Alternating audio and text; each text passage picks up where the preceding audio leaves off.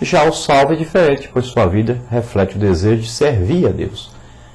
Então a grande diferença entre aquele que vive na prática do pecado, que não se arrepende desse pecado, que ele comporta-se aí como se a lei de Deus fosse aí, nem existisse, né? Fosse coisa inventada pelos homens. E vive na prática do pecado, em rebelião contra Deus. Tudo que ele sabe que é errado, ele quer fazer. Ele acha bonito, ele concorda. Mesmo que ele não faça, mas ele concorda e apoia e acha bonito, né? Já o salvo, ele é diferente, ele vive uma vida aí de reflexão dentro da palavra de Deus, e ele deseja sempre servir a Deus, deseja sempre obedecer a Deus, agradar a Deus. Pergunta 7. Qual a principal missão do diabo? Então a principal missão dele é opor-se a Deus e a seus planos, instigando a rebelião contra o Senhor e a sua lei. Ele veio para matar, roubar e destruir. Então nós temos que viver de maneira a quê? A desfazer as obras do diabo. Onde ele leva a morte, destruição, separação, pobreza, doença, nós vamos levar tudo de bom de Deus, ao contrário do que ele levou. Então nós vamos orar para os enfermos, vamos ajudar os pobres, nós vamos pregar o Evangelho para que as pessoas sejam salvas, nós vamos levar tudo ao contrário, desfazer as obras do diabo. Essa é a missão de todo filho de Deus. Número 8. Como a morte de Jesus tornou possível viver em santidade? Então, o crente, né? Ainda que requeiram uma grande renúncia, Jesus espera que seus seguidores rompam definitivamente com a prática do pecado. Olha, é uma luta constante. Lutamos contra o pecado, contra a prática do pecado. Mas conseguimos se nós estivermos em Cristo, com Cristo em nossa vida. Nós temos o Espírito Santo para nos ajudar a isso. Então temos que conseguir. E Deus espera que nós consigamos. A Bíblia declara que quem permanece em Cristo não vive na prática do pecado, pois tem um sistema de alerta que o previne contra a transgressão, né?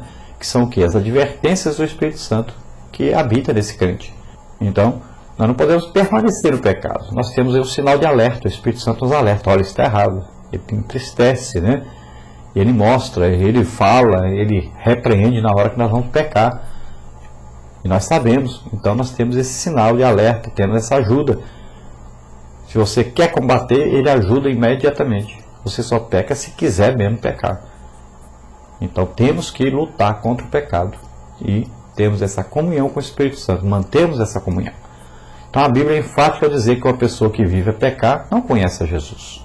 Então se você vive na prática do pecado, porque ainda não conhece Jesus, você precisa ir lá na igreja, ouvir o Evangelho e ir na frente e dizer: eu quero aceitar Jesus como Senhor e Salvador da minha vida. E comece uma vida nova agora, combatendo o pecado. Por que viver na prática do pecado é incompatível com o ministério do Espírito Santo? Pergunta número 9. Então, uma das tarefas do Espírito Santo é a implantação da nova natureza no crente. Então, o Espírito Santo introduz no crente o fruto do Espírito, que só produz coisa boa. Começa com amor e aí vai. Aí as outras qualidades desse fruto do Espírito. Quanto mais comunhão com o Espírito Santo, mais se aproveita aí, vamos dizer assim, como se fosse uma laranja com 9 gomos, então mais você se aproveita desses gomos, a partir do momento que tem comunhão com o Espírito Santo. Então é um crescimento espiritual, é um crescimento só em coisas boas que vão aí tanto manter a comunhão com Deus e agradar a Deus, como também a comunhão entre os irmãos, agradando também a igreja. Quando o homem recebe essa nova natureza ao aceitar a Cristo como seu Salvador e Senhor, passa a fazer parte da família de Deus. Então quando você recebe aí o Espírito Santo, você agora é filho de Deus e pertence a uma família de Deus, que é a igreja. Essa nova natureza proveniente de Deus reflete o caráter de Cristo, produzido no crente pelo Espírito Santo. Então essa nova natureza, esse fruto do Espírito implantado no crente, vai produzir o quê? Vai fazer você ficar mais parecido com Jesus. Você vai aprender a imitar o jeito de Jesus, de viver, de falar, de agir, de tudo. Então vamos nos aproximando mais à imagem de Cristo. Parte número 2, o crente e sua comunhão com Deus. Para completar, Pergunta 10. Né? É impossível o homem viver sob a orientação das Sagradas Escrituras sem que se debruce sobre ela como propósito aí de aprender o seu conceito. Então, como é que você vai viver uma vida orientada pelas Sagradas Escrituras ou pela Bíblia, se você não pega a Bíblia para orar, ou meditar, né, para aprender? Então você vai lendo, vai pedindo o Espírito Santo para ensiná-lo. É assim que funciona. E vai meditando nessa palavra, vai aplicando essa palavra na sua vida, no seu dia a dia.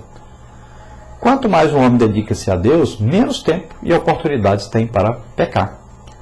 Então, quanto mais você se aproxima de Deus, dedica a sua vida a Deus, se ocupa mais lendo a Bíblia, orando, jejuando, indo para a igreja, fazendo a obra de Deus, quanto mais você se aplica a isso, menos tempo você vai se achar aí para estar nas novelas, no sítio pornográfico, né, nas diversões, nas coisas que não agradam a Deus, né, na internet, olhando pornografia ou jogando. Então, você não vai ter tempo para essas outras coisas, porque você vai estar ocupado nas coisas de Deus. Sua vida vai paulatinamente sendo moldada e transformada pelo Espírito Santo e ele torna-se cada vez mais contrário ao pecado.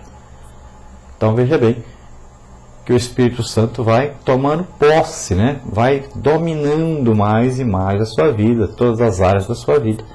E daqui a pouco você está odiando o pecado, você está cada vez mais afastado do pecado e cada vez mais juntinho de Deus. Número 11. Quais as atitudes que auxiliam-nos a estreitar nossa comunhão com Deus? Então, meditação na palavra de Deus, oração, jejum e imitar o exemplo de quem manteve comunhão com o céu. Então, veja só, meditação na palavra de Deus, então lê, né, e você vai pensando na palavra de Deus, aplicando essa palavra na sua vida. A oração, que é conversar com Deus, ouvir Deus falar com você, não é um monólogo, mas um diálogo, né? E você vai tendo essa comunhão com Deus, conversando com Deus. Conte para Deus todos os seus segredos, Ele sabe, mas é bom você falar. E Ele vai te ajudar, vai te abençoar.